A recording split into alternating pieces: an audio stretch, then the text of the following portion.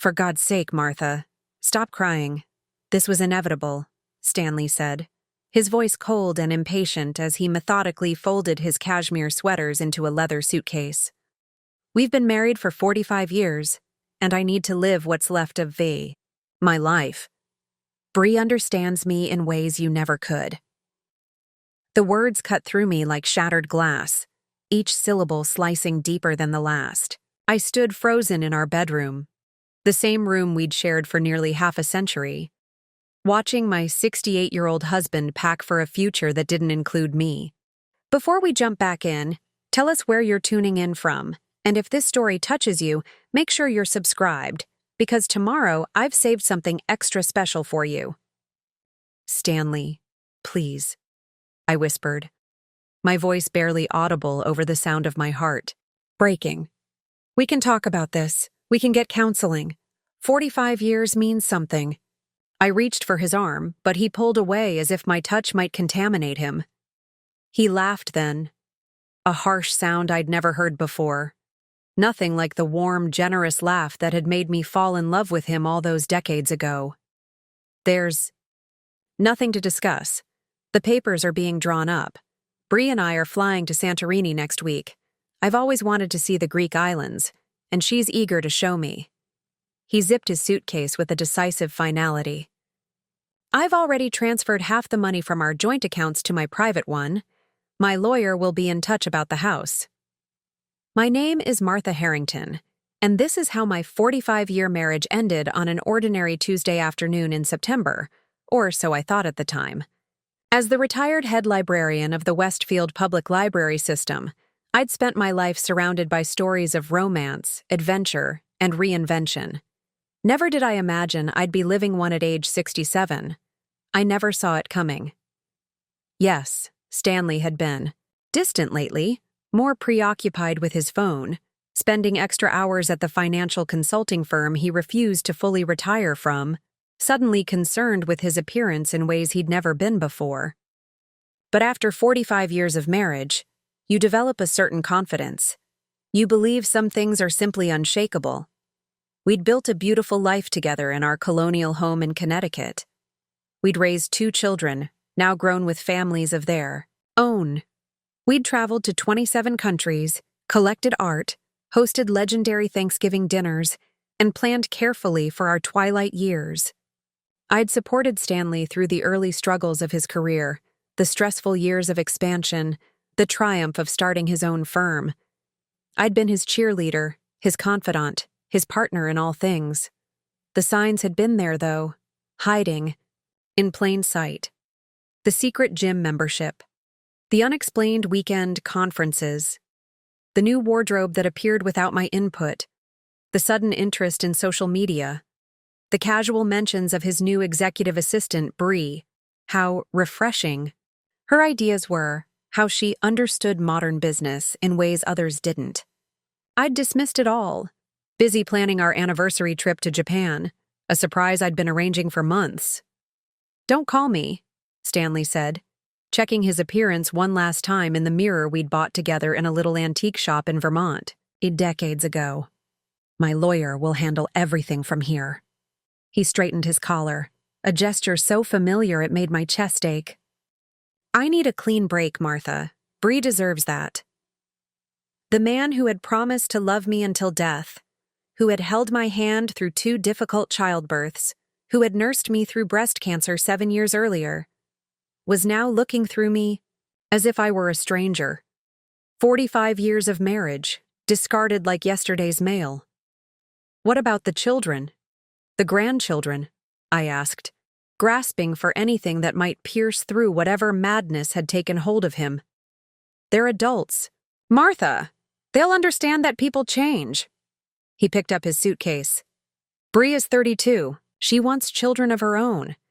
I'm going to be a father again. The shock of those words left me speechless. Our daughter Claudine was 42. Our son Andrew was 39. Stanley would be nearly 90 when this new child graduated high school. You're being ridiculous, I finally managed.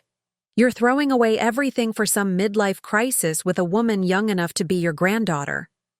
for the first time, a flash of anger crossed his face. "This isn't a crisis. It's a choice. I've been dying in this marriage, Martha. While you've been content to grow old, I've realized I still have living to do. Bree sees the man I really am, not just the comfortable husband and grandfather I've become." With that, he walked out of our bedroom, down the stairs I'd decorated, with family photos documenting our decades together, and out the front door.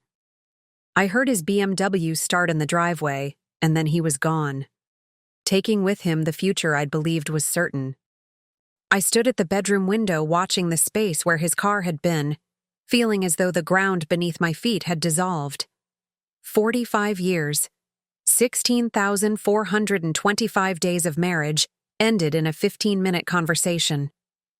The house around me, the home we'd lovingly restored and filled with memories, suddenly felt like a museum to a life that no longer existed.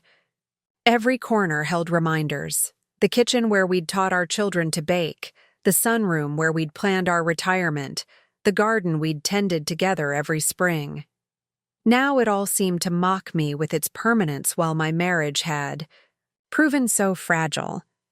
I didn't know then that this devastating Tuesday would eventually become the first day of my most unexpected chapter. I couldn't have imagined that my husband's cruel departure would ultimately lead me to a strength I never knew I possessed. In that moment, I only knew the searing pain of abandonment and the numbing fear of facing my remaining years alone. As I sank onto our bed, now just my bed, I noticed Stanley had left his anniversary watch on the nightstand. Whether forgotten, in his haste, or deliberately left behind, it seemed to symbolize everything: time spent, time wasted, and time still to come. I picked it up, feeling its weight in my palm, and did something that surprised even me.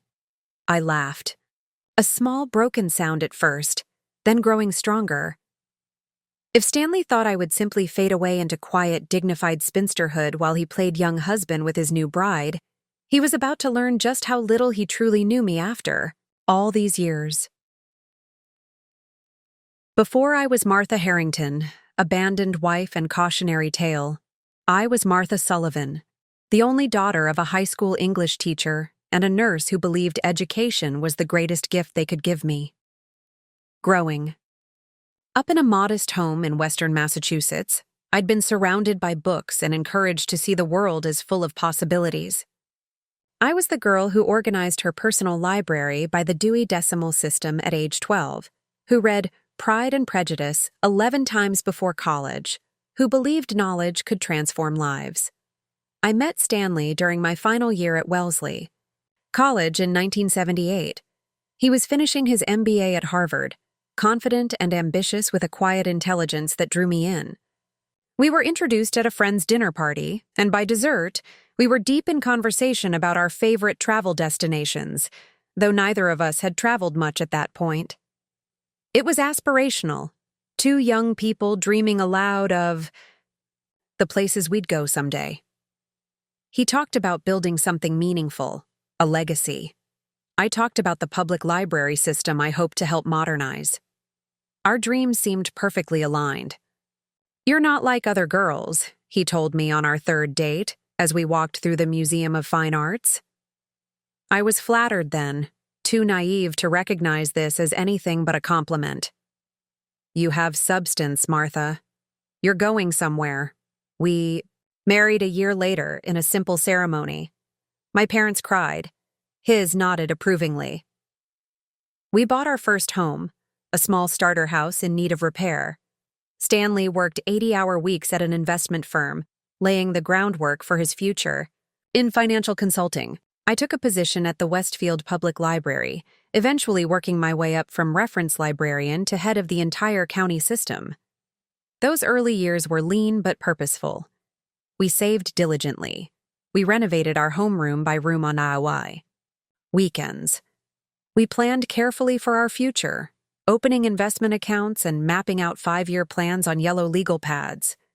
Stanley was methodical about everything, from our retirement planning to the precise way he organized his sock drawer. I admired his discipline, his clarity of vision. Preparing and narrating this story took us a lot of time, so if you are enjoying it, subscribe to our channel. It means a lot to us. Now back to the story. When our daughter Claudine was born in 1982 and Andrew followed in 1985, our lives expanded in wonderful, chaotic ways.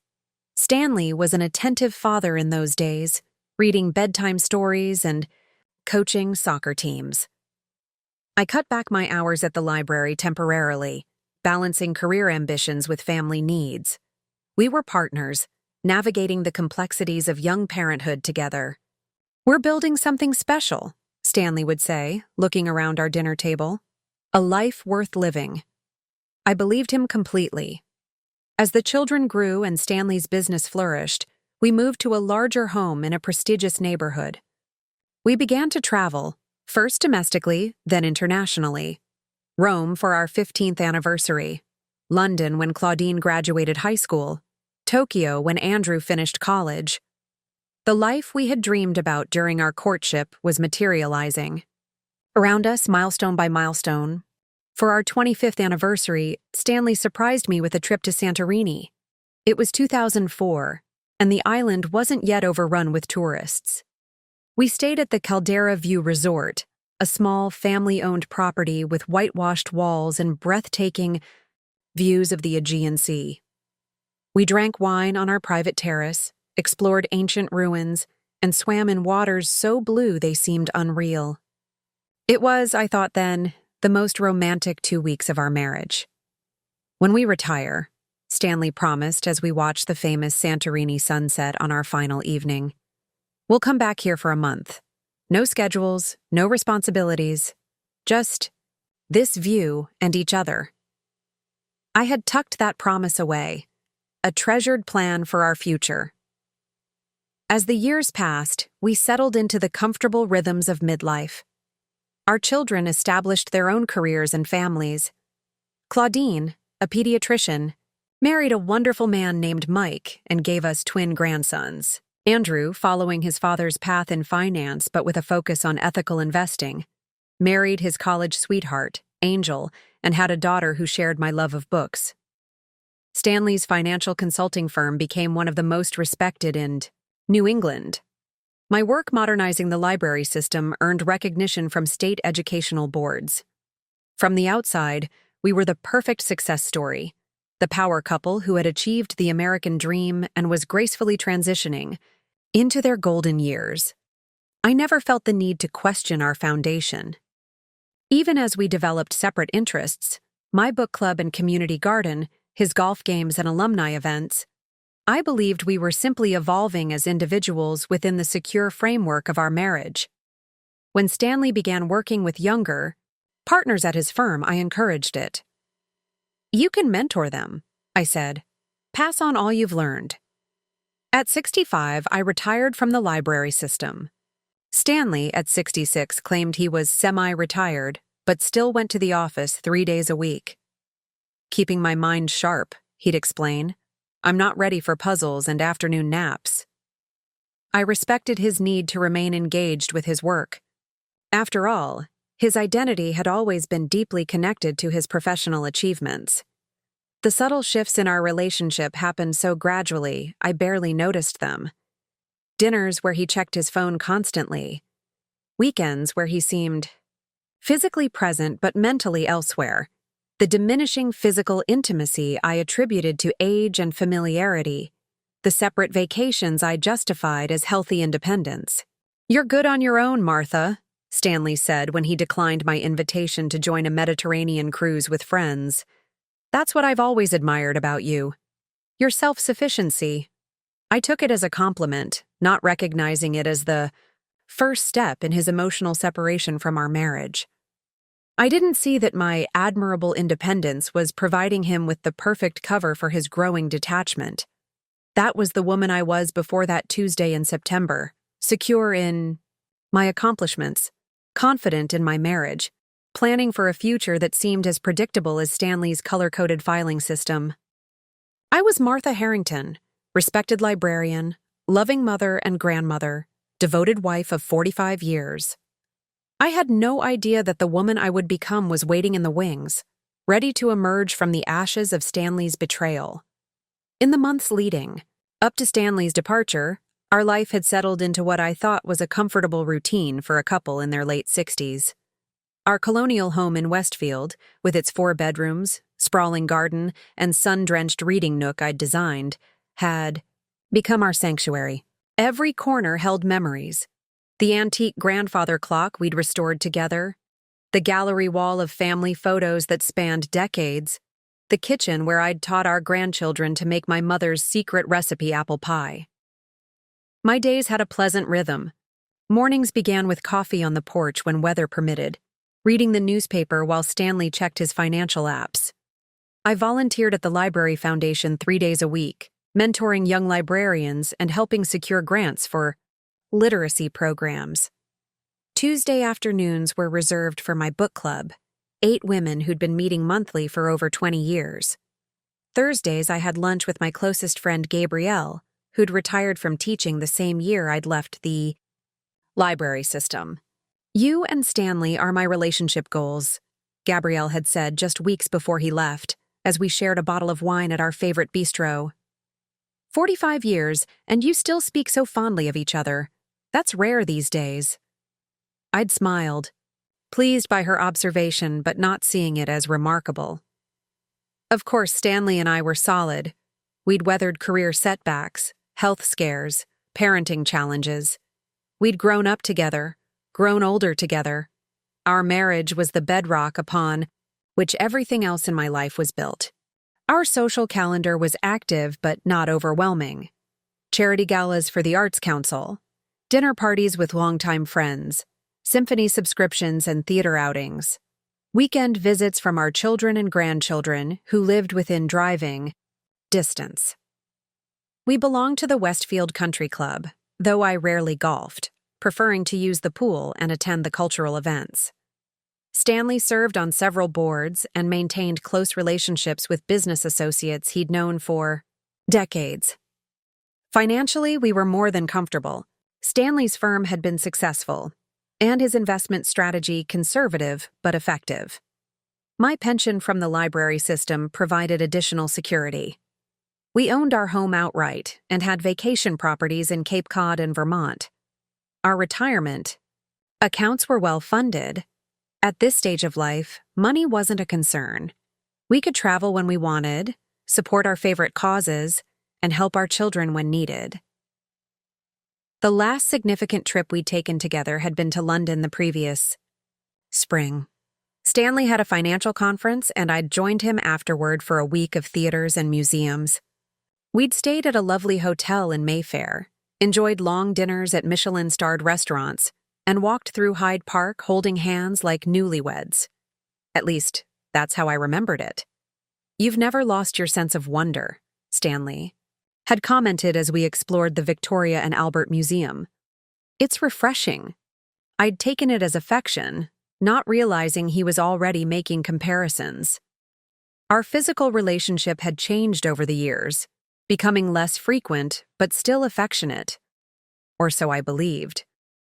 We still shared a bed, kissed goodnight, held hands during movies. The passion of youth had evolved into something I considered deeper, the intimate comfort of 2 people who knew each other completely. I didn't question the gradual decrease in physical intimacy, attributing it to age, medication side effects, and the natural evolution of a long-term marriage.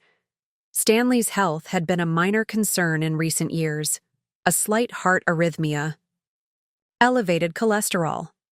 The typical issues of aging that required medication and monitoring, but weren't immediately threatening.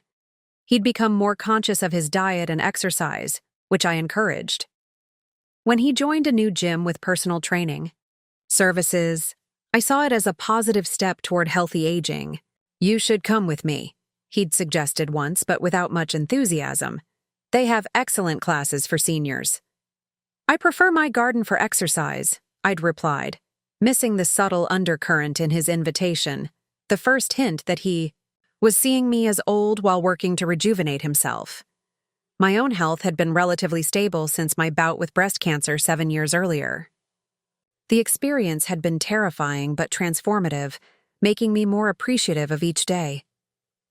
Stanley had been supportive throughout my treatment, driving me to appointments, researching alternative therapies, holding my hand through the worst of the chemo. That man, the devoted husband who'd helped me select my post-mastectomy bras and told me I was beautiful when I felt anything but, seemed impossible to reconcile with the cold stranger who packed his bags on that September afternoon. Our children visited regularly, bringing our grandchildren for Sunday dinners and holiday celebrations. Claudine would often call just to check in, while Andrew sent thoughtful emails with articles he knew would interest me. Our family text group shared daily photos and updates, connecting us despite busy schedules and geographic distance. Stanley participated in these rituals, commenting on photos and asking questions about the grandchildren's activities. Nothing in his behavior toward our family suggested dissatisfaction or impending departure. Our anniversary had always been significant, a day Stanley traditionally marked with thoughtfulness.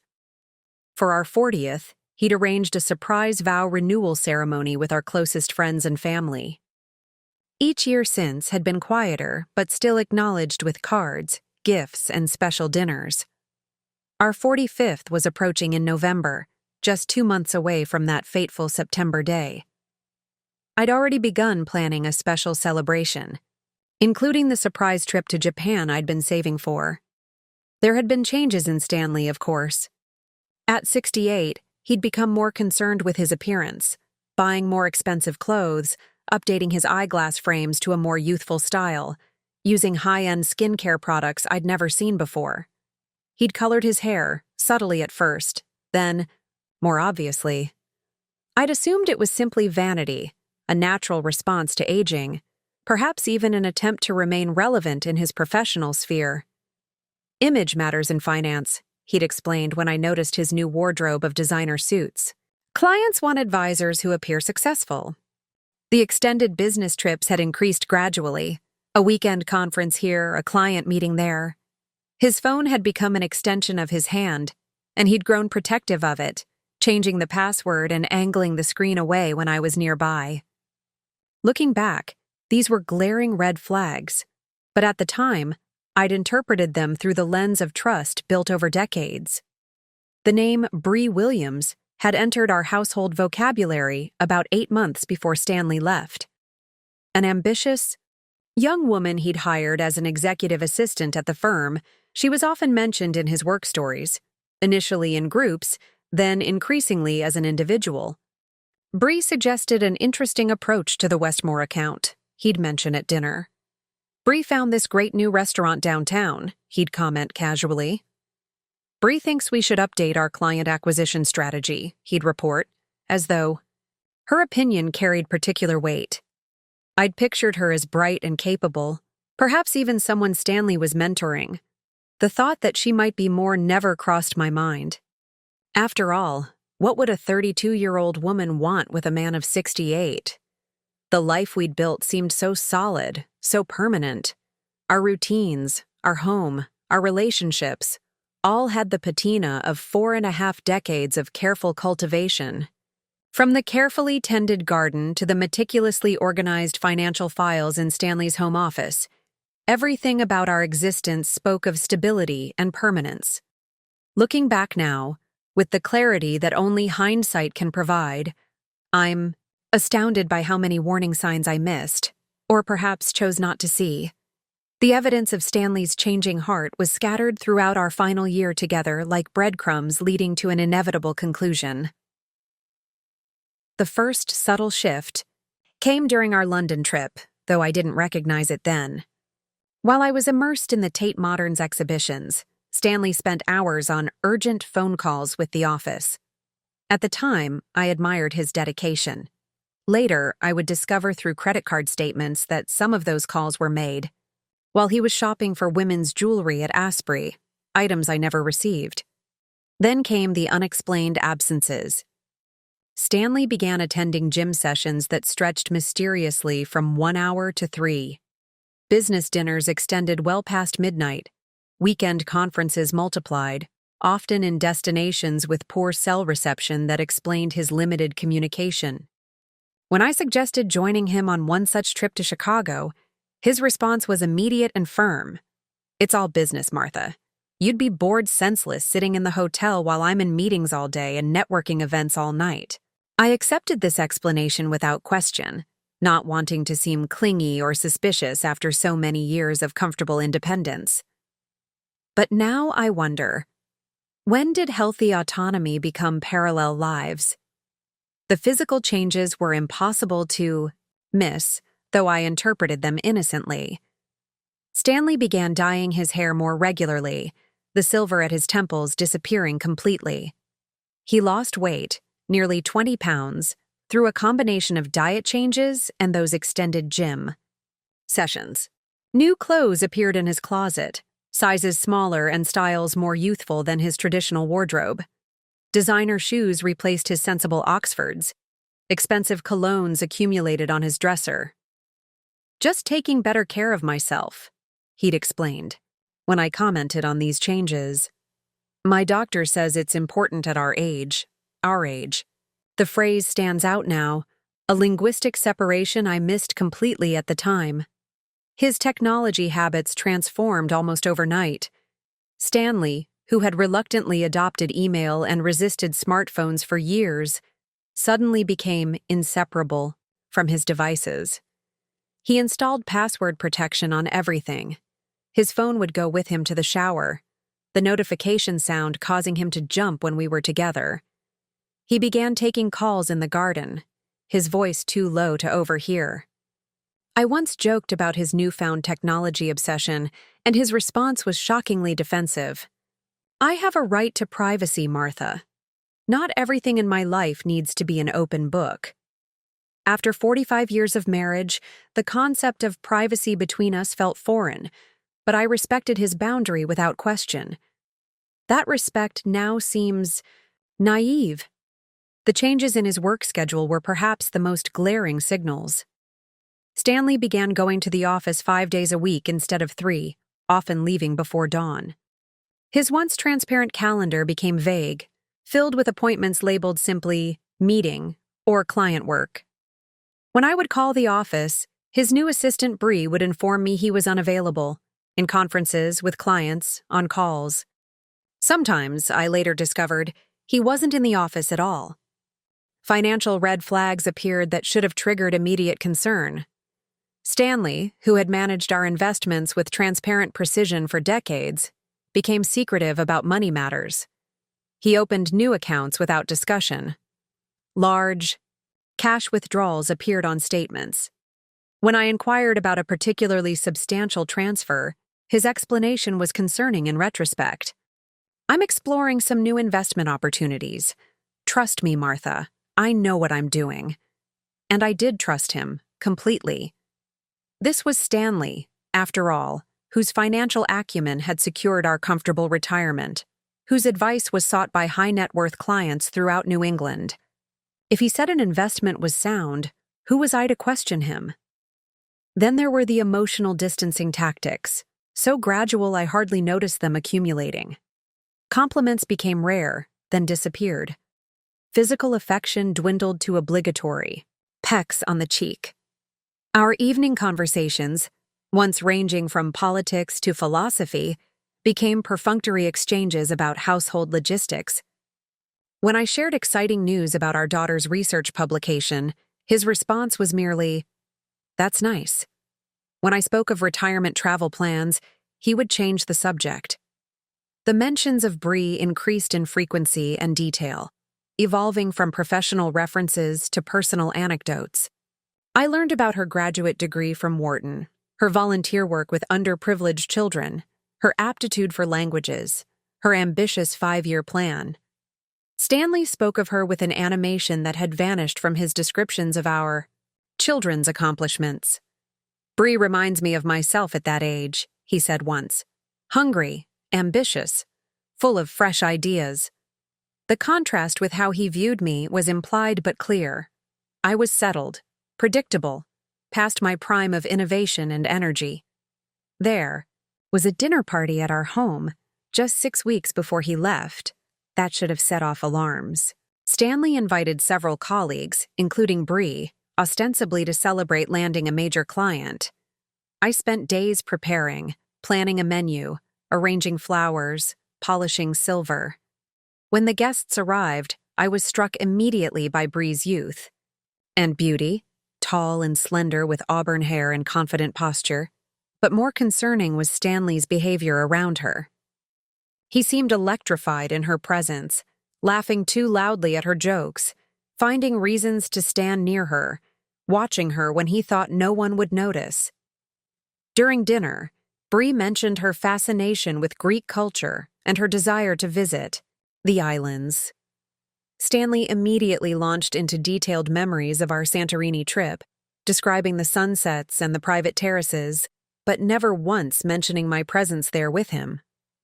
It was as if he had experienced it alone and was offering to share it with her. "You absolutely must go," he told her, his voice warm with enthusiasm he rarely showed anymore. "It's life-changing." Across the table, I saw Gabrielle watching this, exchange with narrowed eyes. But when I caught her gaze, she quickly looked away. Later, as we cleared dessert plates, she squeezed my arm gently, but said nothing. I wonder now what she saw that I couldn't, or wouldn't.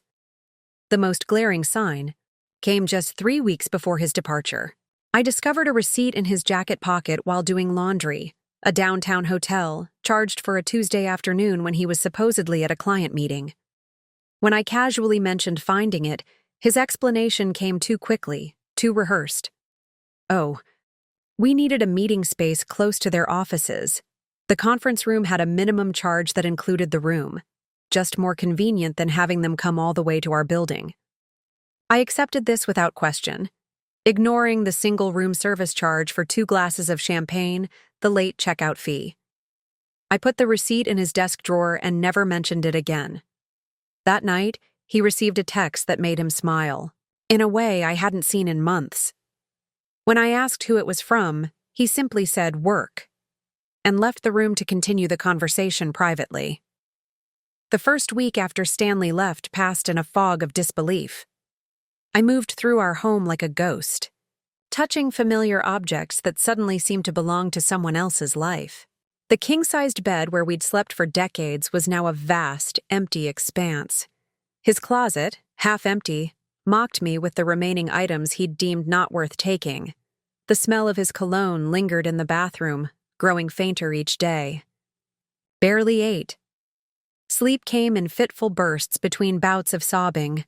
I would wake disoriented at 3 a.m., instinctively reaching for Stanley's warmth before remembering all over again. The pain would hit fresh, as if he'd just walked out. Then I'd lie awake until dawn, replaying our last conversation, searching for words I could have said to change the outcome. Our children reacted to the news with shock and then fierce protectiveness toward me. Claudine arrived the day after Stanley left, having driven 3 hours after my tearful phone call. She found me still in my bathrobe at 4 p.m., staring at old photo albums.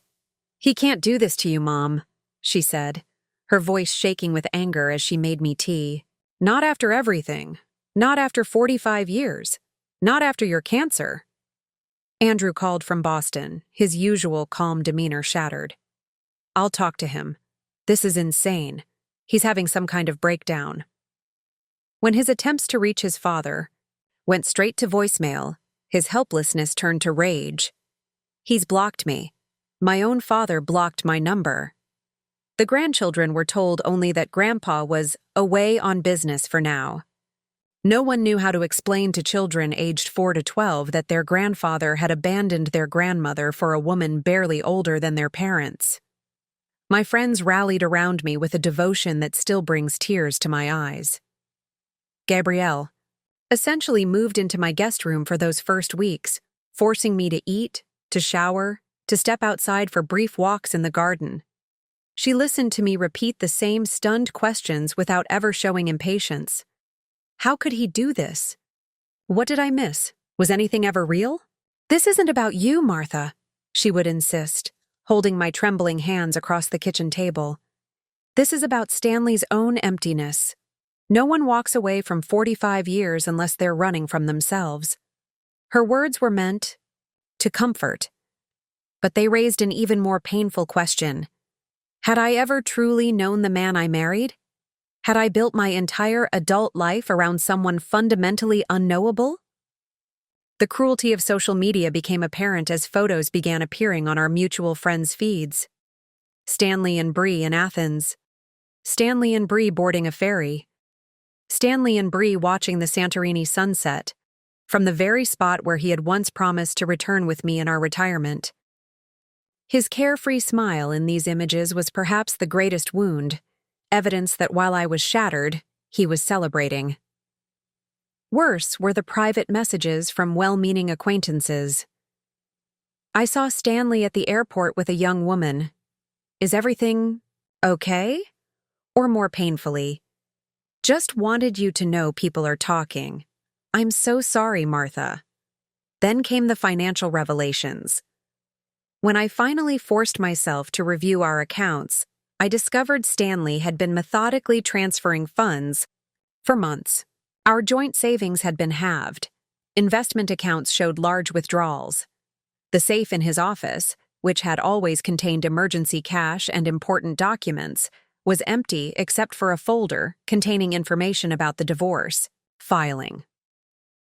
His lawyer contacted me 2 weeks after he left, a brusque woman half my age who referred to our marriage as the long-term domestic arrangement, and suggested I accept the settlement terms to avoid unnecessary unpleasantness.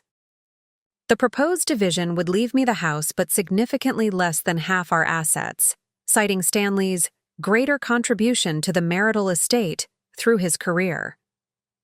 Mrs. Harrington, she said with practiced sympathy, at your age, a lengthy court battle would be emotionally exhausting. Mr. Harrington is prepared to be generous if this can be resolved quickly. The implicit message was clear. I was old, therefore I should be grateful for whatever scraps Stanley deigned to throw my way. The public humiliation was perhaps the most difficult aspect to bear. Westfield was not a large community, and Stanley and I had been fixtures in local society for decades.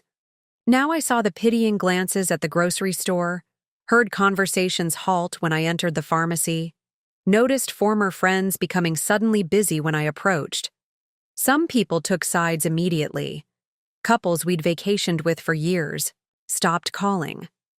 Women I'd worked with on charity committees for decades became distant. At the country club, I overheard a longtime acquaintance remark, "Well, what did she expect? Men have needs. She let herself go after that cancer business." The comment cut deep not just for its cruelty, but because it planted a seed of self-doubt. Had I let myself go? I stood before the bathroom mirror that evening, really looking at myself for the first time since Stanley left. Yes, there were wrinkles. 67. Years of living etched into my skin. My hair, once chestnut brown, was now silver. My body showed the evidence of childbearing, cancer treatment, and the natural process of aging. But the woman looking back at me still had bright eyes, an intelligent gaze and features that had been called beautiful in their time. Was that no longer enough? Had it never been enough?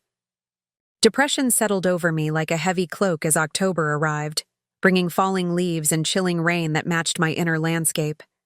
I stopped answering the phone, declined lunch invitations, let the garden I'd tended so carefully begin to wither. The future stretched before me as an endless series of empty days to be endured rather than lived. Sleep became my only escape, and I found myself going to bed earlier each evening, sometimes not rising until noon the next day. The house felt too large, too full of ghosts.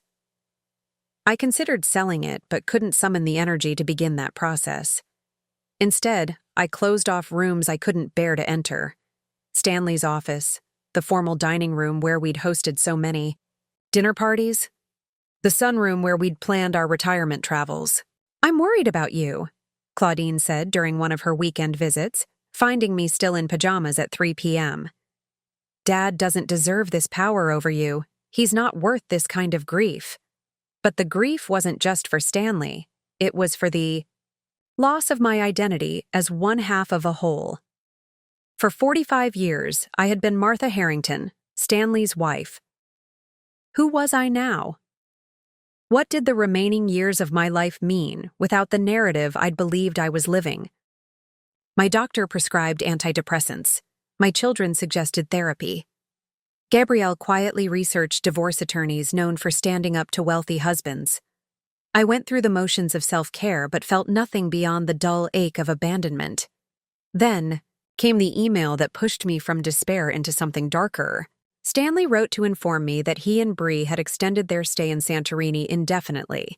They had fallen in love with the island lifestyle and were considering purchasing property there.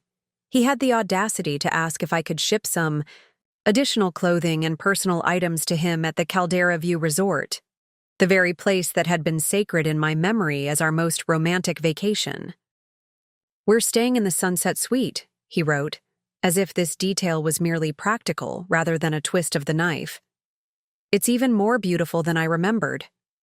Bree says it feels like home already." I read the email 7 times, each reading piercing deeper than the last. Then I did something I hadn't done since those first days after his departure. I sobbed until I could barely breathe, great heaving cries that felt torn from the center of my being. When the tears finally subsided, I was empty, hollowed out, scraped raw. That night, I took the sleeping pills my doctor had prescribed but I'd been afraid to use. As I drifted into chemical unconsciousness, a terrible thought surfaced. Maybe this was all my life had been leading to. This diminished ending, this erasure. Maybe Stanley had been right to seek something more while he still could. I woke the next morning to insistent knocking at my front door, groggy from the sleeping. Pills. I shuffled downstairs in my robe to find Gabrielle on my porch with a determined expression and a folder tucked under her arm. "You look terrible," she announced, pushing past me into the foyer. "When did you last eat a proper meal?" I couldn't remember. "That's what I thought," she said, heading for my kitchen where she began unloading groceries from a bag I hadn't noticed. Her carrying. "Go shower. We have work to do." Something in her tone, authoritative but tinged with genuine concern, cut through my foggy despair. I obeyed wordlessly, letting hot water sluice over me for the first time in days. By the time I returned to the kitchen, dressed in clean clothes with damp hair, Gabrielle had prepared a simple breakfast of scrambled eggs and toast. "Eat," she commanded, sliding the plate toward me. "Then we talk." As I ate, surprised to find I was ravenous, Gabrielle poured coffee and placed the folder on the table between us. Her expression softened slightly as she watched me finish the meal. "Martha, this has gone on long enough," she said finally. "I'm not going to sit by and watch Stanley destroy you after everything you've built." "He already has," I replied, my voice flat. "There's nothing left to destroy." Gabrielle's eyes flashed with an anger I rarely saw in my gentle friend. "That's his voice in your head, not yours. The Martha Sullivan I met at Wellesley Orientation 50 years ago wouldn't let any man, even one she'd loved for decades, define her worth." The mention of my maiden name, Sullivan, stirred something deep within me. A faint remembrance of the young woman I'd been before I became Mrs. Harrington. Independent, ambitious, unafraid. "I found something you need to see," Gabrielle continued, opening the folder to reveal printouts of financial documents. "I hope you'll forgive the intrusion, but I asked my nephew Austin, the forensic accountant, to look into some things." My attention sharpened. "What things?" "Stanley's business dealings over the past year. Specifically, unusual transactions." She spread several papers before me, pointing to highlighted sections. "He's been moving substantial assets, Martha, but not just to personal accounts. He's been investing in a business venture." I scanned the documents, recognizing some account numbers but struggling to understand the complex web of transactions. "What venture? Stanley doesn't take uncalculated risks." "That's just it," Gabrielle said, turning to another page. This isn't uncalculated at all. It's methodical. She pushed forward what appeared to be corporate registration documents for a Greek business entity. He's buying the Caldera View Resort. The words hit me with physical force. Our special place. The site of our most romantic memories. The resort where he was now staying with Bree. That can't be right, I whispered. That's a family business. The owners would never sell. Everyone has a price, Gabrielle said gently. And according to Austin, Stanley has been negotiating this purchase for months, long before he left you. The current owners are retiring, their children don't want to run it, and Stanley's offer was extremely generous. I stared at the documents, trying to process this new betrayal. He's buying it for her, for Bree. Gabrielle nodded. From what Austin could determine, they'll be equal partners in the business. He's using marital assets, money that is legally half yours, to buy his girlfriend a Greek paradise. Something shifted inside me then, a slow burn starting low in my belly and spreading upward. Not quite anger, not quite determination, but an awakening of something long dormant. I thought of the Caldera View Resort with its whitewashed walls and infinity pools overlooking the azure Aegean.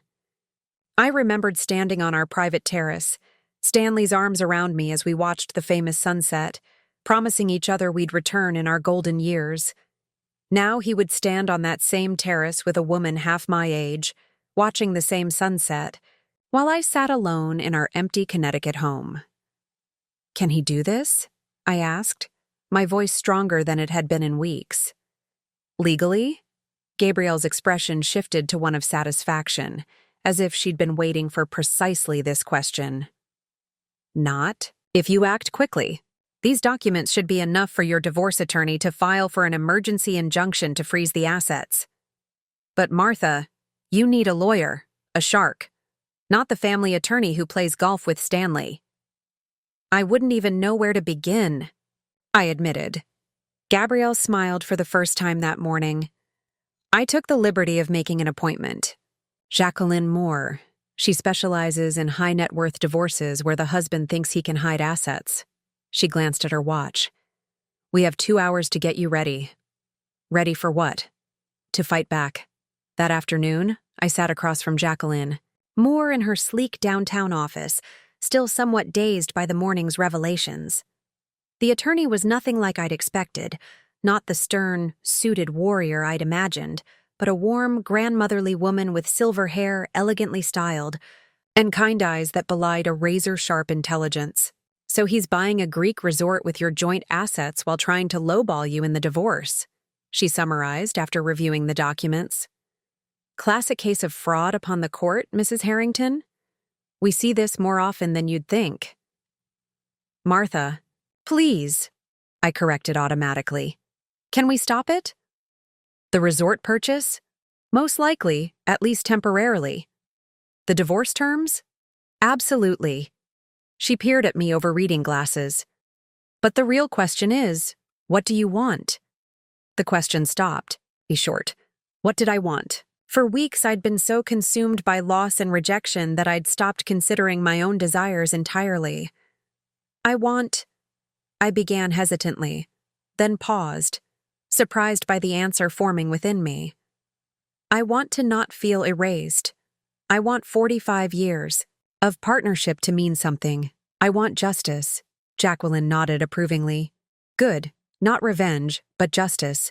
An important distinction. She made a note on her legal pad. Now, practically speaking, what would justice look like to you? I thought about Stanley and Bree planning their new life together at the Caldera View Resort, the place that had symbolized romance and future promises to me. Something hardened in my chest, a protective shell forming around the raw wound of betrayal. I want what's rightfully mine, I said, my voice growing firmer. Half of everything we built together, and I hesitated, the idea seeming both audacious and perfectly fitting. I want that resort. Gabrielle's eyebrows rose in surprise, but Jacqueline didn't even blink. The Caldera view specifically? May I ask why? Because it matters to him, I replied, surprised by the clarity suddenly emerging from weeks of fog. Because he's using our memories, our special place, to build a new life with her.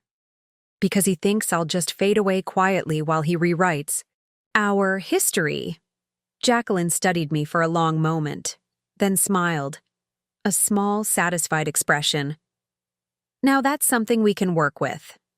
She turned to her computer. Let me show you something. She pulled up what appeared to be property listings in Santorini, scrolling through until she found the one she wanted. The Caldera View Resort isn't just significant to your personal history, Martha. It's a prime piece of real estate in one of the most desirable locations in the Mediterranean. Stanley isn't just buying memories. He's making a savvy business investment. The listing showed breathtaking views, elegant accommodations, and a long history of excellent reviews. According to the business profile, the resort was consistently profitable despite being relatively small by modern standards. If we move quickly, we can file for an injunction on marital assets that would prevent Stanley from using joint funds for this purchase, Jacqueline continued. But there's another approach worth considering. What's that? I asked, intrigued. Despite my emotional exhaustion, we could outbid him. The statement hung in the air, simultaneously absurd and exhilarating. How could I possibly... I began. You have access to your own investment account, correct? The one from your inheritance after your parents passed? When I nodded, she continued. And you're still named on several joint accounts he hasn't yet cleaned out? Plus, the house is worth considerable equity. But Stanley has been planning this for months. He'll have everything arranged. Men like Stanley, Jacqueline said with the weariness of long experience, often make a critical mistake. They underestimate the women they leave behind. They assume emotional devastation equals intellectual incapacity. She leaned forward. He doesn't expect you to fight. That's our advantage. For the first time since Stanley walked out, I felt something like hope, not for reconciliation, but for reclamation of my own power. What would this involve? I asked. A lot of work, very quickly, Jacqueline admitted. We'd need to secure financing, make a competitive offer, and most importantly, open a direct line of communication with the sellers that bypasses Stanley and whatever real estate brokers he's working with. Is that legal? Gabrielle asked, speaking. Up for the first time since we'd entered the attorney's office. Perfectly legal, though perhaps not gentlemanly, Jacqueline replied with a small smile. But then, gentlemanly behavior seems in short supply these days. I thought about Stanley's email, his casual mention of the Sunset Suite, his request that I mail his belongings to the very place we'd once considered sacred to our relationship. The ember of determination that had sparked that morning glowed. Brighter. He'll be furious, I said, not as a concern, but as a simple statement of fact. Yes, Jacqueline agreed. He will. Good. The word surprised me as it left my mouth, but I didn't retract it. Gabrielle reached over and squeezed my hand, her eyes bright with approval. There's my friend, she said softly. Welcome back. As we left Jacqueline's office with a detailed action plan and follow-up appointments scheduled, I felt physically lighter than I had in weeks. The grief hadn't disappeared. It was still there, a heavy presence in my chest. But alongside it, now burned something new. Purpose. That evening, after Gabrielle had gone home, with a promise to return the next day, I found myself standing in Stanley's closet, looking at the clothes he'd left behind. Designer suits and casual wear he'd deemed not worth taking, now hanging like abandoned skins. On impulse, I reached for a cashmere sweater I'd given him 2 Christmases ago and brought it to my face. His scent still lingered faintly in the fibers, and for a moment, my resolve wavered. 45 years, nearly half a century of shared life. How could I really fight the man who had been my partner through every significant moment of my adult life? Then I remembered his cold voice as he packed. "Don't act surprised. You must have noticed how bored I've been lately." As if our decades together had become nothing more than a tedious obligation, he'd finally found the courage to escape. I carefully folded the sweater and placed it in a donation box, then methodically began removing every remaining item from his side of the closet. By midnight, I had cleared not just his clothing but his toiletries, books, and personal items from our bedroom. The space, rather than feeling emptier, seemed to expand with possibility. For the first time since he'd left, I slept through the night without medication, dreaming not of what I'd lost, but of whitewashed walls against an azure sea, and a future I was only beginning to imagine. The next 2 weeks passed in a blur of activity that left little time for grief or self-pity. Each morning, I woke with purpose, my days now structured around a mission that would have seemed unthinkable just weeks earlier. My first challenge was financial. While Stanley had transferred and hidden significant assets, he'd underestimated my resourcefulness and my memory. After years of managing our household while he focused on his business, I knew more about our finances than he realized. I still had copies of tax returns, investment statements, and property records going back decades. More importantly, I remembered account numbers, passwords, and security question answers he assumed I'd never paid attention to. "This is impressive," said Austin, Gabrielle's nephew, when I presented him with the financial documentation I'd assembled. We were meeting in my dining room, which had become command central for what Gabrielle had dubbed Operation Caldera. I was a librarian, I reminded him with a small smile. Organization is my superpower. Working with Austin and Jacqueline, I pieced together a complete picture of our marital assets, including several accounts Stanley had conveniently forgotten to disclose in his initial settlement offer. The total was substantially more than even I had estimated, making his proposed division seem even more insulting. "He's been busy," Austin observed, pointing out patterns of fund transfers and investments dating back nearly 18 months. "This wasn't a sudden decision, Martha. He's been planning his exit for quite some time." The realization stung, but no longer devastated me. Instead, it hardened my resolve.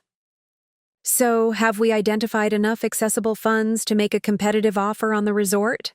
I asked, focusing on the practical rather than the emotional. Austin nodded. "Between your inheritance account, the joint investment portfolio he hasn't yet touched, and a potential home equity line of credit, yes, you could match his offer." He hesitated. "But Martha, this would be risking nearly everything. If something goes wrong, what else do I have to lose?" I replied, surprising myself, with my calm determination. "Besides, it's not just about the money. It's about what's fair." The next step was perhaps the most difficult, telling my children about my plans. I invited Claudine and Andrew for dinner, their first time together at the house since Stanley's departure. They arrived with worried expressions, clearly expecting to find me still depressed and fragile. Instead, they found the dining room table covered with files and a laptop showing images of the Caldera View Resort. Gabrielle was there as well, ready to help explain our strategy. "Mom, what is all this?" Claudine asked, eyeing the papers with confusion. I took a deep breath. "I'm buying your father's dream resort out from under him." Silence fell over the room as they processed my words. Andrew picked up one of the property brochures, examining it with narrowed eyes. "This is where Dad is staying with her?" he asked, unable to say Bree's name. I nodded. "It's also where he took me for our 25th anniversary. Now he's planning to buy it with marital assets, our money, to start a new life with Bree." "Can he do that?" Claudine asked, outrage coloring her voice. "Not if I have anything to say about it," I replied. I explained everything, the financial discoveries, Jacqueline's strategy, our plans to contact the resort owners directly. As I spoke, I watched their expressions shift from concern to surprise, to something approaching admiration. "Mom," Andrew said finally, I don't know whether to be impressed or worried. Both are appropriate," I admitted. "It's a risk, a big one. But for the first time since your father left, I feel alive." Claudine reached across the table to grasp my hand. "We'll help, whatever you need." "Actually," I said, "there is something specific Andrew might help with."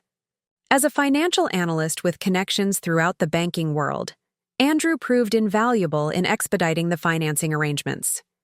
He worked with my bank to secure a favorable equity line of credit on the house and helped structure the international wire transfers we would need. Claudine, with her fluent Greek from a college study abroad program, assisted in another crucial aspect: direct communication with the Antonopoulos family, who had owned the Caldera View Resort for 3 generations. Despite her busy medical practice, she spent hours on the phone with them, carefully explaining the situation without vilifying Stanley, a restraint I insisted upon despite my anger. "Mrs. Harrington," Nikos Antonopoulos said during our first video call, his English accented but clear, "we have many interested buyers, but few with such a personal connection to our property." I explained how the resort had been special to me, long before Stanley's betrayal, describing our anniversary stay in detail that clearly resonated with the family-oriented owners. "Business is business," Nikos continued, his wife nodding beside him. "But we built this place with love. We would prefer it passes to someone who understands its heart." It was the opening I needed. With Jacqueline's coaching, I made my case: a competitive all-cash offer, slightly above Stanley's, with the promise of maintaining the resort's character and employing the local staff the family cared about. "We will consider it seriously," Nikos promised. "Mr. Harrington's offer is still being finalized. There are complications with his financing." He exchanged a look with his wife that suggested they weren't entirely comfortable with Stanley's approach. As the pieces of my plan began falling into place, I found myself changing in ways beyond the financial strategizing. I started taking better care of myself, not out of vanity or competition with Bree, but because I recognized my own worth. I resumed my long-abandoned yoga practice. I began walking 3 miles each morning along the wooded trails near our home. I reconnected with friends I'd neglected during my weeks of despair. Gabrielle noticed the transformation one afternoon as we reviewed property documents. "You're different," she observed. "It's not just that you're busier or more focused. There's something else." I considered her words. "I think I'm becoming reacquainted with myself," I said finally. "Martha Sullivan is emerging from Martha Harrington's shadow." "I like her," Gabrielle replied with a smile. Not everything went smoothly. Stanley's attorney sent increasingly hostile letters as it became clear I wasn't accepting the initial settlement offer. There were technical glitches with international banking regulations. The Greek property laws proved more complicated than we'd anticipated. Most challenging were the inevitable moments of doubt and grief that would ambush me without warning. I would catch myself reaching for the phone to share news with Stanley, then remember our new reality. Or I'd wake in the night, missing not the man who had left me, but the man I thought I'd married, the partner I'd believed would grow old by my side. During one such moment, standing in our garden as autumn leaves swirled around me, I almost called him to end this escalating conflict. Perhaps it would be easier to accept his terms, retreat into quiet dignity, and let him have his Greek fantasy with Bree. Then my phone chimed with an email notification. Photos from Nikos of the sunset view from the resort's main terrace, sent as part of our ongoing negotiations. The same view Stanley and I had marveled at. The same view he now shared with another woman. I put my phone away without calling him. Some battles were worth fighting, even through the pain. This was one of them. November arrived with a surprising development. Stanley's attorney, the brusque Ms. Reynolds, requested a meeting at Jacqueline's office. My hopes for a reasonable settlement were minimal, but Jacqueline insisted we hear them out. Something spooked them, she said as we prepared. People like Stanley don't suddenly want to talk unless they've realized they're vulnerable. Ms. Reynolds arrived with a new proposal. Stanley would increase my portion of the financial assets to 40%, up from the insulting 30% initially offered, in exchange for my cooperation regarding certain business matters. My client is involved in a significant investment opportunity that requires clean title and no encumbrances, she explained, her practiced professional tone barely concealing her discomfort. He's willing to be more generous in exchange for Mrs. Harrington's agreement not to interfere. Jacqueline's expression remained neutral, but I detected the slight twitch at the corner of her mouth that I'd come to recognize as suppressed satisfaction. And, "What investment opportunity would that be?" she asked innocently. Ms. Reynolds shifted slightly. "A property acquisition. The details aren't relevant to these proceedings." "I believe they are," Jacqueline countered, sliding a folder across the table. "Especially when the property in question is being purchased with marital assets not disclosed in your client's financial affidavit." The younger attorney's composure slipped momentarily as she glanced at the documents, copies of Stanley's resort, negotiation paperwork, complete with his signatures and proposed terms. "How did you—" she began, then caught herself. "These are confidential business documents." "Perhaps your client should have used a different email account for his negotiations," Jacqueline suggested mildly. "One his wife didn't have the password to." I hadn't, in fact, had Stanley's current password, but he didn't need to know that. The Antonopoulos family had been surprisingly forthcoming with information once they understood the full situation. Ms. Reynolds gathered her papers with thinly veiled irritation. "I'll need to consult with my client." "Please do," Jacqueline replied, "and inform him that Mrs. Harrington now requires 50% of all marital assets, including those he attempted to conceal, along with the house and her full pension rights." After the attorney departed, I turned to Jacqueline. "Will he agree?" "Not immediately," she said, "but he's on the defensive now, and we haven't even shown our full hand." She was right. 3 days later, we received a counter-proposal offering 45% of the assets, but insisting I relinquish any claim to future business ventures initiated after separation. The subtext was clear. Stanley was still pursuing the resort and wanted it excluded from our settlement. "Perfect," Jacqueline said when I showed her the offer. "Now we know he's worried, but not worried enough. Time for Phase 2. Phase 2 involved contacting Stanley directly, something I'd avoided since his departure. With Jacqueline's guidance, I composed a brief, factual email. "Stanley, I've been reflecting on our shared memories of Santorini and the Caldera View Resort. Such a special place deserves stewards who appreciate its history and character. I've been in communication with the Antonopoulos family about their property and their legacy. They send their regards. Martha."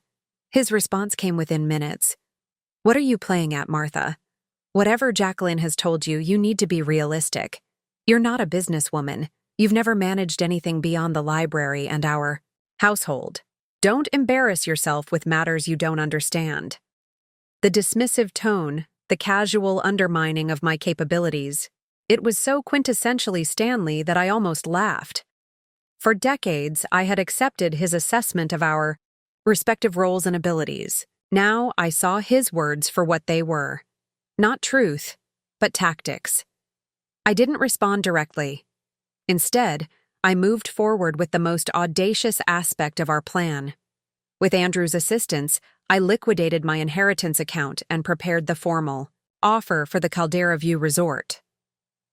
The amount was slightly above Stanley's bid, but our real advantage was the connection I'd established with the Antonopoulos family and our all-cash offer with fewer contingencies. "You're really doing this," Andrew said as we finalized the wire transfer instructions. There was wonder in his voice, and something else. Pride.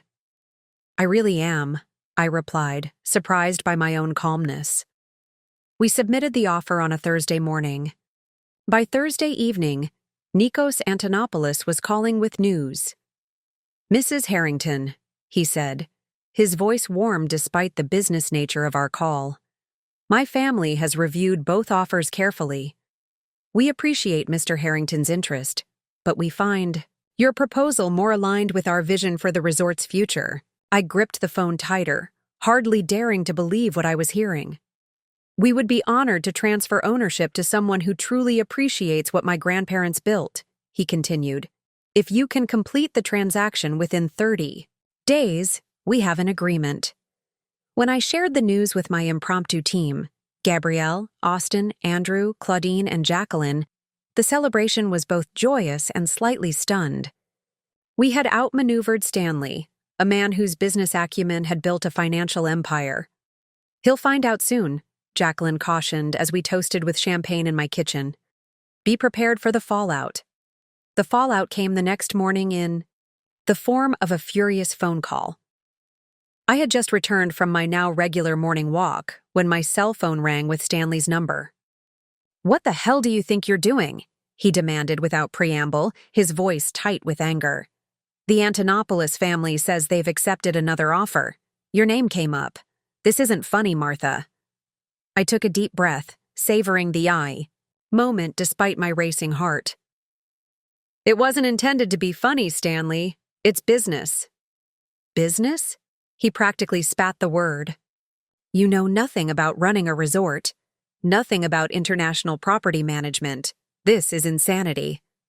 "Perhaps," I conceded, "but the Caldera View Resort is now mine, or will be, once the paperwork is complete." His voice dropped to a dangerous quiet. "You're doing this to spite me." "No, Stanley," I replied with more honesty than he deserved. "I'm doing this for me. The spite is just a bonus." After hanging up, I found myself trembling, not with fear, but with a strange exhilaration. For the first time in our relationship, I had acted completely in my own interest, without considering his approval or convenience. The sensation was intoxicating. Suddenly, the future seemed filled with possibilities I'd never considered. Running a boutique resort in Santorini? Why not? I spoke decent French and some Italian. I could learn Greek.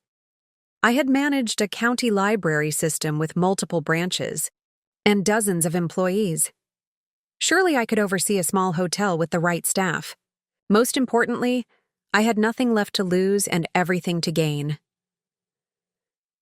That evening, I found myself standing in front of my bathroom mirror, really looking at the woman reflected there. Silver hair I had once considered dyeing now seemed distinguished, rather than old. Lines around my eyes spoke of decades of laughter and learning. My body, though changed by time and gravity, was strong and capable. "Hello, Martha Sullivan," I said to my reflection, using my maiden name deliberately. "It's nice to finally meet you again." The weeks between signing the purchase agreement and finalizing the sale passed in a whirlwind of activity. International. Property transactions are complex under normal circumstances. Doing one in the midst of contentious divorce proceedings added layers of complication. But with Andrew's financial expertise, Claudine's language skills, and Jacqueline's legal guidance, we navigated each obstacle. Stanley's attempts to derail the purchase grew increasingly desperate. First came legal threats, cease and desist letters, claims of financial malfeasance, allegations that I was mentally unstable and making irrational decisions. When these failed to intimidate me, he tried emotional manipulation, having his sister call to tell me how worried everyone was about my behavior. "This isn't like you, Martha," she said, her concern transparently artificial. "Stanley says you're throwing away your security on some misguided revenge scheme." "It's interesting that Stanley suddenly cares about my security," I replied calmly. "Please tell him I appreciate his concern, but my financial advisors are quite confident in my investment." Finally, Stanley attempted reconciliation, or rather, a version of it that would serve his purposes. He requested a private meeting to discuss our future, and arrived with calculated humility, speaking of regrets and hasty decisions. For a moment, the familiar presence of him in our home, the scent of his cologne, the cadence of his voice, awakened echoes of longing.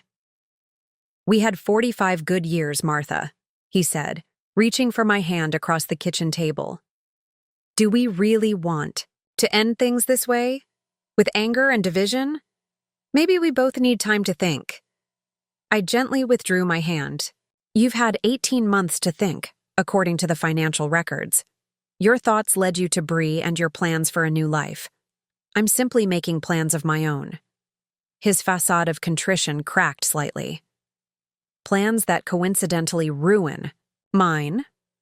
"Not coincidentally at all," I acknowledged, finding unexpected strength in honesty. "But the resort is more than a chess move, Stanley. It's a new beginning, for me." He left frustrated, but not defeated. Within days, I learned he had approached the Antonopoulos family directly, offering to increase his bid substantially. To their credit, they honored our agreement, informing me of his attempts, but assuring me the sale would proceed as planned. As the closing date approached, a critical decision loomed. Would I travel to Santorini for the final signing and property? Transfer, knowing Stanley and Bree were still staying at the resort? Gabrielle and my children advised against it, concerned about the emotional toll of a direct confrontation. "Send a proxy," Andrew suggested. "There's no need to put yourself through that."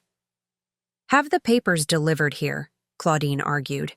"You can visit the resort after they've gone."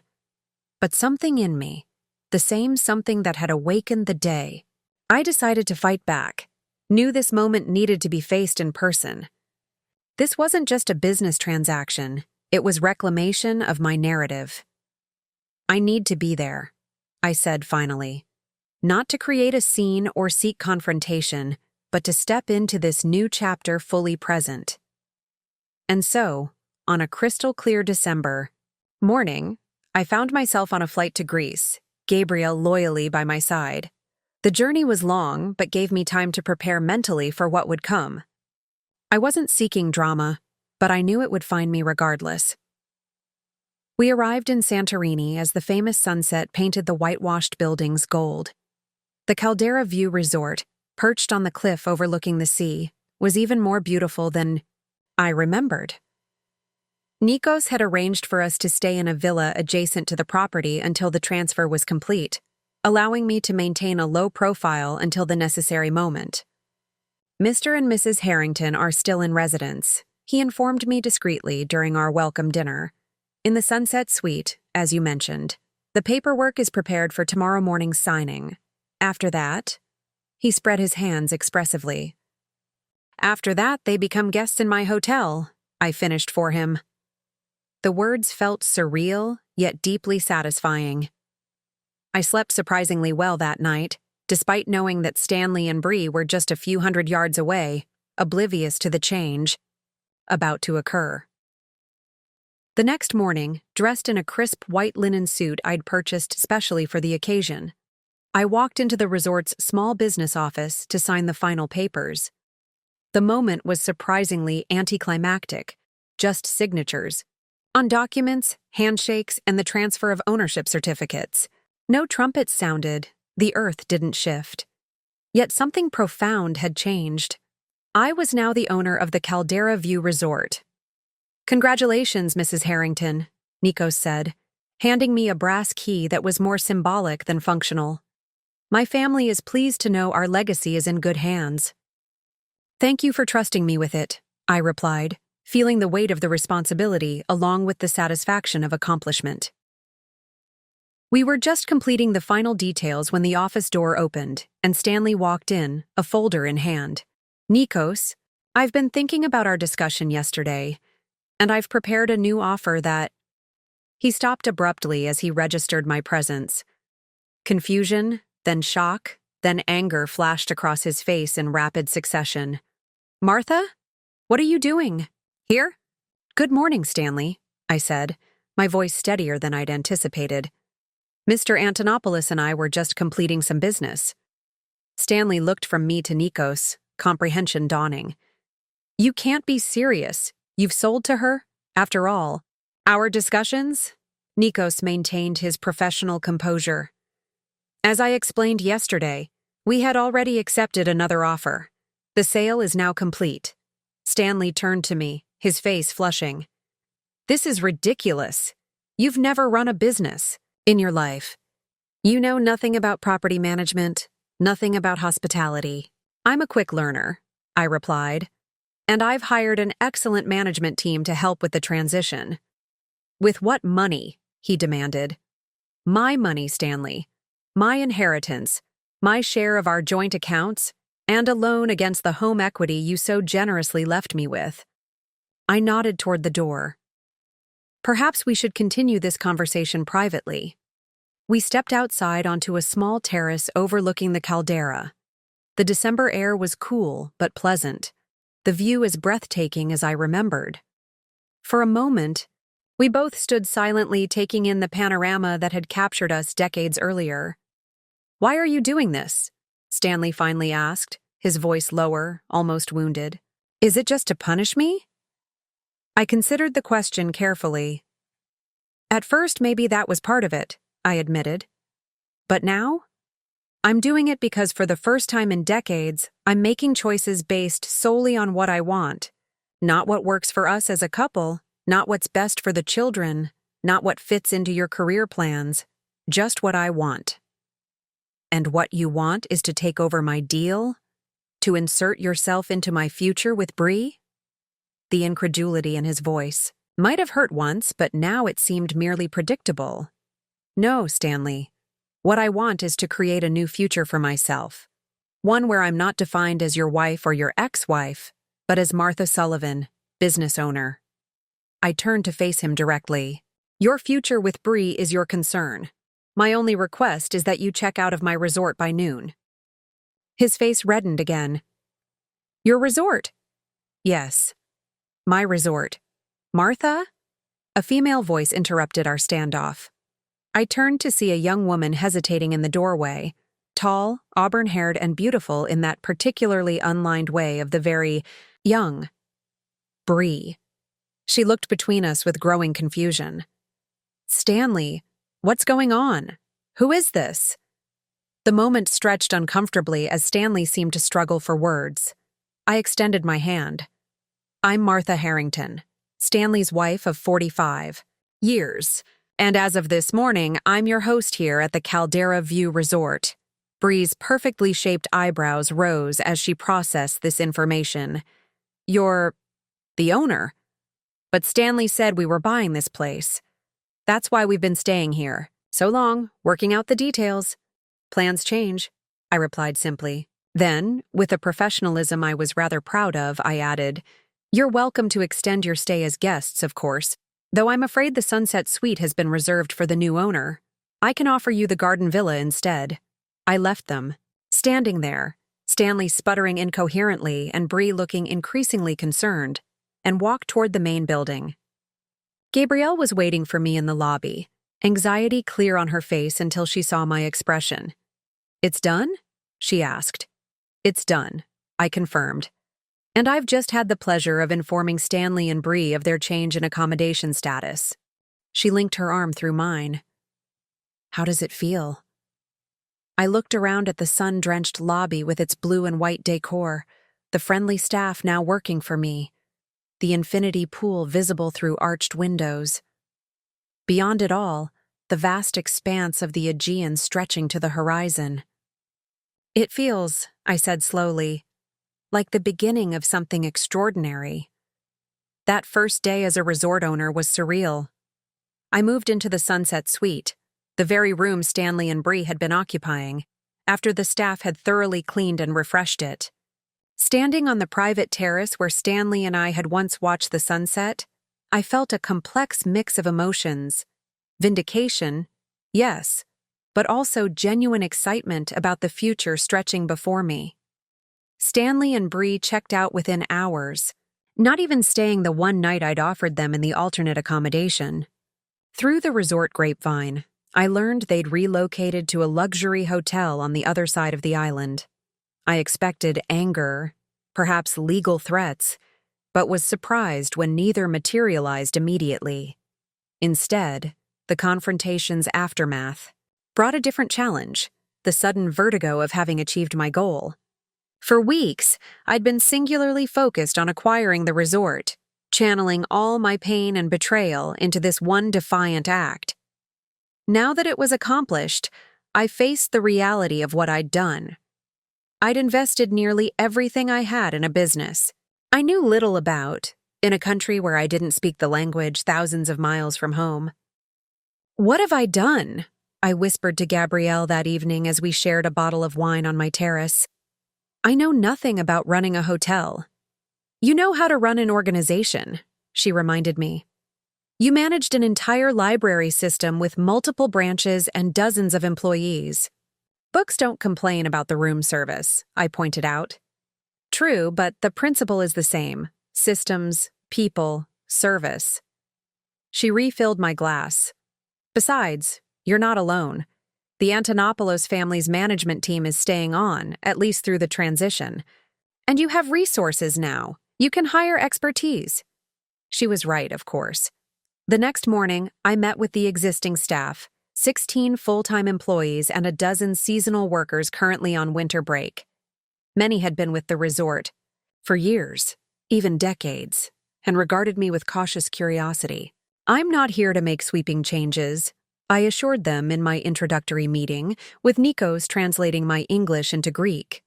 "I'm here to learn from you, to build on the excellent foundation the Antonopoulos family created, and to ensure this resort remains special for years to come."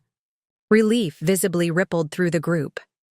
By lunch, the head chef was insisting I try his special moussaka, and the elderly gardener was offering to teach me the names of all the Mediterranean plants in his carefully tended beds.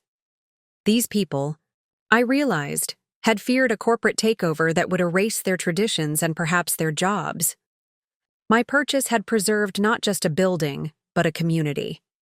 I spent those first days absorbing everything: the reservation systems, the staffing schedules, the supply chains, the maintenance requirements. I took notes constantly, asked endless questions, and began forming a vision for subtle enhancements that would modernize the resort while preserving its character. The staff, initially hesitant, began bringing their own ideas forward when they understood I valued their input. On my third day as owner, I received an email from Stanley. I braced myself for vitriol, but found something different: a business proposal. He offered to buy the resort from me at a 15% premium over what I'd paid. "You've made your point, Martha," he wrote. "You've shown you're not to be underestimated. But we both know you don't actually want to run a resort in Greece. Take the profit and we can all move forward amicably." I showed the email to Gabrielle, who snorted. Translation: "I've realized I still want what you have, and I'm hoping you'll fold now that you've had your little moment of triumph." That's exactly how I read it, I agreed. I composed a brief, professional response. "Thank you for your interest in the Caldera View Resort. However, it is not for sale at any price. I wish you and Bree well in your future endeavors." The resort was closed to new guests for the winter season, reopening in March, which gave me 3 months to implement changes before the busy tourist season began. With Andrew's help via video calls, I restructured the resort's finances, securing better terms with vendors and updating the technology systems. Claudine, despite her busy medical practice, flew out for a week to help me interview bilingual staff and establish relationships with local healthcare providers for guest emergencies. Most surprising was my own adaptation. I enrolled in intensive Greek language classes 3 mornings a week. I learned the ferry schedules and the rhythms of island life. I discovered I had a knack for hospitality planning and a genuine interest in the business aspects of running the resort. The organizational skills I'd honed in my library career transferred seamlessly, and my age, the very factor Stanley had rejected, brought a wisdom and patience that earned respect from the staff and local community. As winter gave way to spring, word of the American librarian who bought a Santorini resort from her husband's mistress spread through the island community. The story, garbled and romanticized with each retelling, made me something of a local legend. Greek women would stop, me in the village market, pressing offerings of homemade olive oil or fresh bread into my hands with rapid Greek I could barely understand but whose supportive tone was unmistakable. "You've become a symbol," Eleni, my Greek language teacher, explained one day. "Many women here have watched husbands leave for younger women, but you fought back in a way they find inspiring." I hadn't intended to become a feminist icon, but I couldn't deny the warm sense of community that had developed around me. The isolation I'd feared never materialized. Instead, I found myself with a growing circle of friends, expatriates and locals alike, who seemed to value my company for reasons entirely unrelated to Stanley. Back in Connecticut, the ripples of my decision continued to spread. According to Claudine, who maintained contact with family friends, my departure had left a vacuum in Stanley's narrative. Without me as the discarded wife, stoically accepting my fate, his story of middle-aged renaissance had lost its contrast.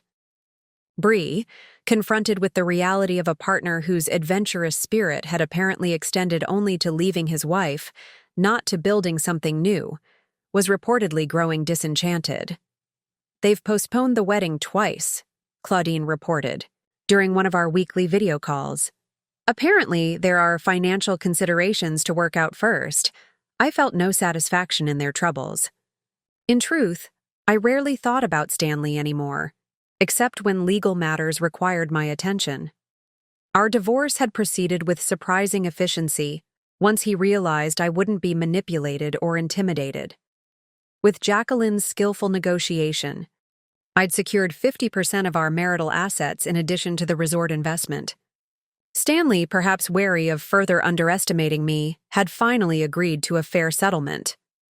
The real transformation, however, was unfolding at the Caldera View Resort. As March approached and we prepared for reopening, I implemented the changes I'd been planning. Nothing radical. I respected the traditions that had made the resort special, but meaningful enhancements. A library corner in the main lounge stocked with multilingual books, a partnership with local artisans to provide authentic handicrafts for sale, cooking classes taught by our head chef, guided historical tours led by a local archaeologist.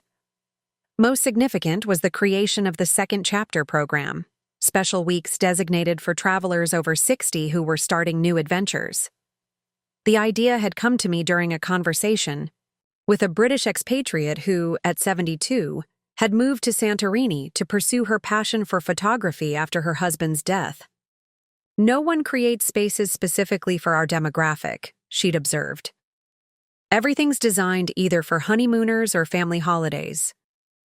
I saw an opportunity that aligned perfectly with my own experience.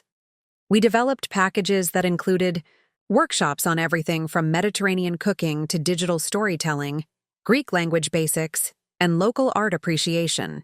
The program emphasized both cultural immersion and community building among participants. To my amazement, the Second Chapter weeks sold out immediately when we opened bookings. Media outlets picked up the story, first in Greece, then internationally. A British travel magazine sent a journalist to cover our inaugural session, resulting in a glowing feature titled "Renewal in the Aegean: How One Woman's Personal Reinvention Created a Haven for Life's Second Acts." The women who attended that first session ranged from recent retirees to widows to divorcees like myself. Many arrived uncertain, some still raw from their own losses. They left energized, often having formed friendships that continued long after they returned home. One participant, a retired professor named Diane, captured the essence of what we'd created when she said during our farewell dinner, "This isn't just a vacation spot. It's proof that endings aren't actually endings, they're doorways." The success of the program led to expansion. We added Second Chapter retreats specifically for men navigating late-life transitions, couples reinventing their relationships after retirement, and intergenerational family groups exploring their heritage. I partnered with wellness professionals, creative writing teachers, and local historians to enrich the offerings. As summer arrived and the resort operated at full capacity, I found myself busier than I'd been in years, but with a sense of purpose that made the long hours energizing rather than exhausting. My temporary stay in Santorini gradually evolved into something more permanent. I still maintained my Connecticut home, returning for holidays with my children and grandchildren, but increasingly the resort felt like where I belonged. "You've created something remarkable here," Gabrielle said during her second visit as we watched guests enjoying sunset cocktails on the main terrace. Not just a successful business, but a community. What had begun as an act of defiance, a refusal to be discarded and forgotten, had transformed into genuine innovation. The irony wasn't lost on me. Stanley's rejection, intended to diminish me, had instead launched me into an unexpected third act that was touching lives far beyond my own. 2 years to the day after Stanley walked out of our bedroom with his suitcase, I stood on the main terrace of the Caldera View Resort, watching the famous Santorini sunset. The sky blazed with colors so beautiful they seemed almost artificial, oranges and pinks yielding gradually to purples and deep blues. Below me, guests milled about with cocktails, capturing photos and exclaiming over the spectacle. It was my 69th birthday. Instead of the quiet dinner for two I might once have expected, I was surrounded by staff who had become like family, preparing to host a small celebration they'd insisted on organizing.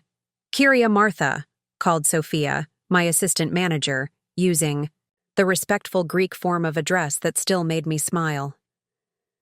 "The table is ready whenever you are." I nodded my thanks and took a final moment alone with the view. 2 years. In some ways, it felt like decades since that devastating September day. In others, like mere moments had passed. The journey from shattered wife to confident business owner hadn't been linear or without setbacks. There had been nights of doubt, mornings of overwhelming responsibility, moments when I questioned every decision. Yet standing there, watching the sun sink into the Aegean, I felt a profound sense of rightness. Not vindication or triumph over Stanley, but something deeper and more personal. I had found my way back to myself, or perhaps more accurately, forward to a self I'd never had the opportunity to become. The sound of familiar laughter drew my attention to the resort entrance, where Andrew and Claudine were arriving with their families. They'd flown in to surprise me for my birthday, a gesture that brought unexpected tears to my eyes. Behind them came Gabrielle, who now spent several months each year at the resort as my cultural programming consultant, a title we'd created to justify her extended stays, though in truth, her friendship was what I valued most. Over dinner on the private terrace, surrounded by people I loved and the staff who had accepted me as one of their own, I found myself reflecting on the strange path that had led me here. "A toast," Andrew said, raising his glass, "to my mother, who taught us that life's worst moments can become catalysts for its best chapters. To resilience," added Claudine, "and to proving that it's never too late to reinvent yourself." "To Martha Sullivan," Gabrielle said simply, using my maiden name as she often did now, who refuses to be defined by anyone else's limitations. Later, as the evening wound down and my grandchildren grew sleepy, I excused myself for a brief walk along the cliffside path. The night was warm, the sky ablaze with stars, the sea a vast, dark presence below. I found myself thinking about Stanley, not with anger or hurt, but with a kind of detached curiosity about the man I'd spent most of my life with. According to the carefully filtered information my children shared, his life had taken unexpected turns. His relationship with Bree had ended within a year of our confrontation at the resort. His business had suffered after several key clients followed me in the divorce, uncomfortable with how he'd handled his personal affairs. He had reached out to our children, seeking reconciliation with them, if not with me. Once, such news might have filled me with savage satisfaction. Now, I felt only a distant sadness for the man who had been so afraid of aging that he'd destroyed what we'd built together. In trying to outrun time, he'd lost everything that actually mattered. A text message illuminated my phone. A birthday wish from an unexpected source. Stanley, brief and tentative. "Happy birthday, Martha. I hope it finds you well." I stood looking at those simple words for a long moment. 2 years ago, they might have shattered me or ignited fresh anger. A year ago, I might have ignored them completely. Now, I found myself typing a brief reply. "Thank you, Stanley. I am very well indeed. I wish the same for you." It wasn't forgiveness exactly, but perhaps something adjacent to it.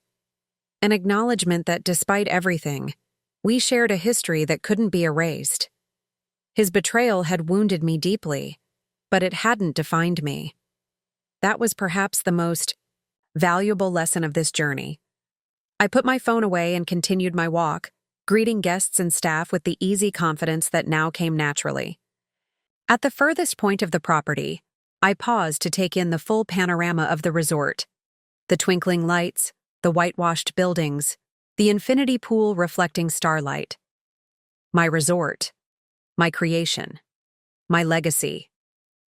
When I'd purchased the caldera, it had been an act of defiance, a way to reclaim power in a situation where I'd felt powerless. I couldn't have imagined then how completely it would transform me, not just financially or professionally, but at the core of my identity.